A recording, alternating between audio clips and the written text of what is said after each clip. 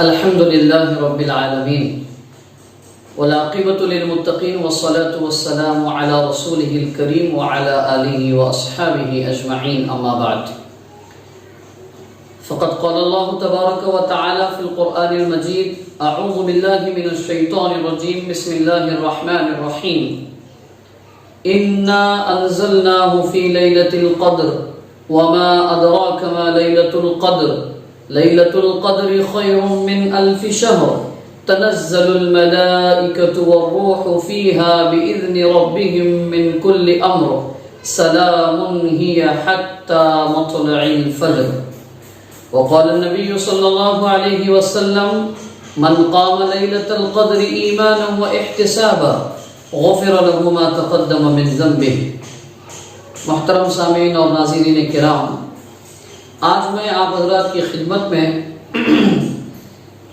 لیلۃ القدر کے سلسلے میں کچھ گزارشات عرض کرنے کے لیے حاضر ہوا ہوں. اللہ تعالیٰ آپ کو مجھے ان باتوں پر عمل کرنے کی توفیق عطا فرمائے. سورہ قدر کا مفہومی ترجمہ اس طرح ہے، یقیناً ہم نے اس کو یعنی قرآن مجید کو قدر والی رات میں نازل کیا ہے. اور آپ کیا جانتے ہیں کہ قدر والی رات کیا ہے؟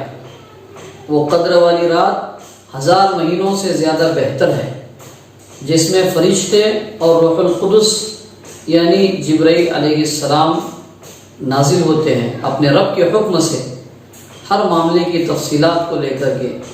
سلامتی والی یہ رات ہوتی ہے طلوع فجر تک. حدیث میں نبی کریم صلی اللہ علیہ وسلم نے ارشاد فرمایا، جو کوئی لیلۃ القدر میں قیام کرے اس کے پچھلے تمام گناہ معاف کر دیے جاتے ہیں.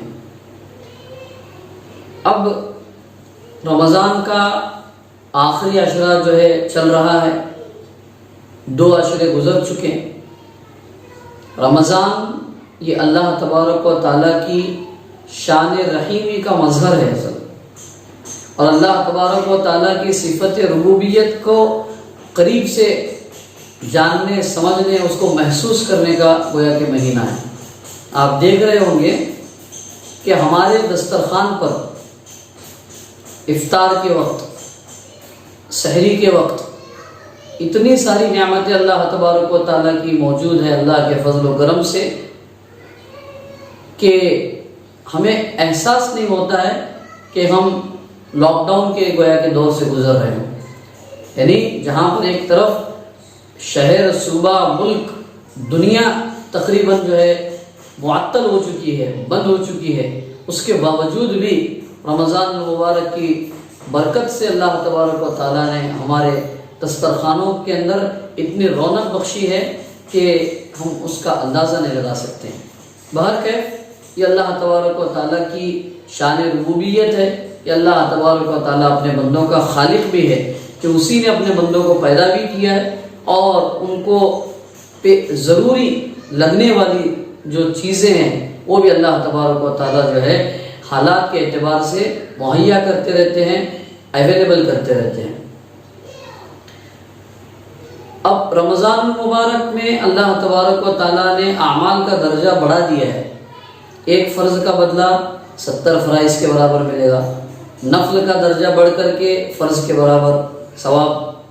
کسی کو روزہ افطار کرا دیا تو جس کو افطار کروایا ہے اس کے روزے کے برابر ثواب ملے گا، بغیر اس کے کہ اس روزے دار کی کسی نیکی میں کمی آئے.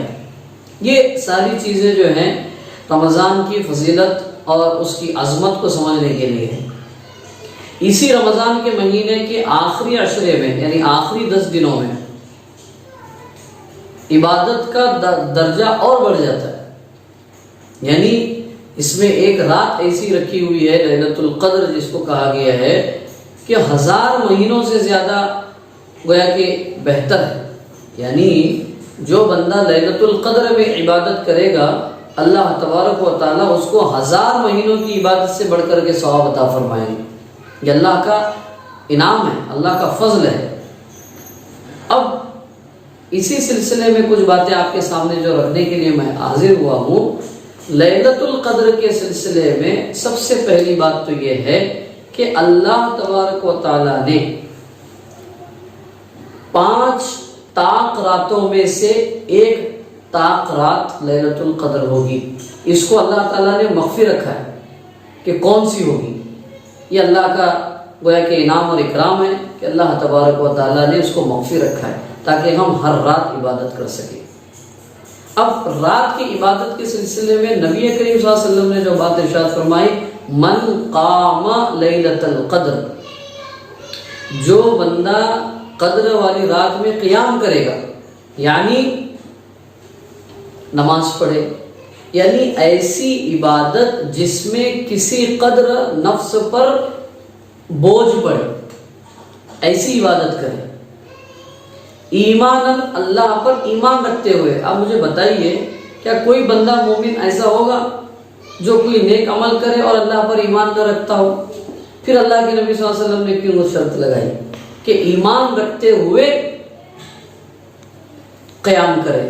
مطلب یہ ہے کہ اس رات میں ہم جو بھی عبادت کریں، چاہے وہ نوافل کے اعتبار سے ہو، تلاوت کے اعتبار سے ہو، ذکر اذکار کے اعتبار سے ہو، استغفار ہو، درود شریف کا اہتمام ہو، جو کوئی عبادت ہو، اللہ کا استحضار ذہن میں رکھتے ہوئے کہ اللہ مجھے دیکھ رہا ہے، اس کیفیت کے ساتھ ہم عبادت کریں.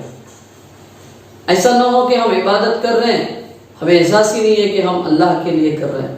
بہت ساری عبادتیں ہماری ایسی ہیں جو ہم عبادت کرتے ہیں لیکن اللہ کے دھیان اور استحضار کے بغیر کرتے ہیں. تو اللہ کے رسول صلی اللہ علیہ وسلم فرماتے ہیں کہ ایماناً، اللہ کے استحضار اور اللہ کو دکھانے کی غرض اور نیت کے ساتھ میں عمل کیا جائے. دوسری بات، احتساباً، احتساباً اللہ سے ثواب کی امید رکھتے ہوئے. کیا مطلب ہے؟ یعنی اللہ تبارک و تعالیٰ نے اس عمل کی مجھے توفیق دی ہے، لہذا اللہ تبارک و تعالیٰ سے اس عمل کی قبولیت کی امید رکھتے ہوئے عمل کریں. یعنی اس رات میں ہم جو عمل کر رہے ہیں، جو بھی عمل ہو، اس عمل کے وقت ہمارے ذہن میں ایک بات یہ ہونی ہے کہ اللہ تعالیٰ اس عمل کو قبول فرمائے. کیونکہ عمل کا کرنا ایک الگ بات ہے اور عمل کرنے کے بعد یا کرنے کے ساتھ ساتھ اس کی قبولیت کی فکر اور اس کی قبولیت کے لیے اللہ سے دعا کرنا، یہ ایک بڑی بات ہے، اس سے بڑی بات ہے.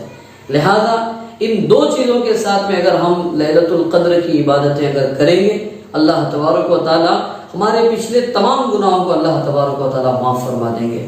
بہرکیف اللہ تبارک و تعالیٰ سے دعا ہے کہ اللہ تبارک و تعالیٰ جو ایک طاق رات تو گزر چکی ہے، اب 3 گویا کہ طاق راتیں، ابھی جو بچی ہوئی طاق راتیں ہیں، ان طاق راتوں میں اللہ تعالیٰ آپ کو مجھے ایمان کے ساتھ، یعنی اللہ کو دکھانے کی نیت سے اور اس عمل کی قبولیت کی فکر کے ساتھ میں اللہ تعالیٰ ہمیں اعمال کرتے رہنے کی توفیق عطا فرمائے.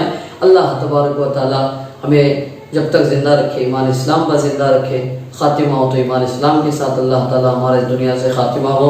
اسی طرح پچھلی رمضان کی جتنی عبادتیں ہوئی اللہ ان کو قبول فرمائے، جو کوتاہی ہوئی اس کو معاف فرمائے. بچے ہوئے دنوں کو اللہ تعالیٰ قدردانی کے ساتھ گزارنے کی توفیق عطا فرمائے.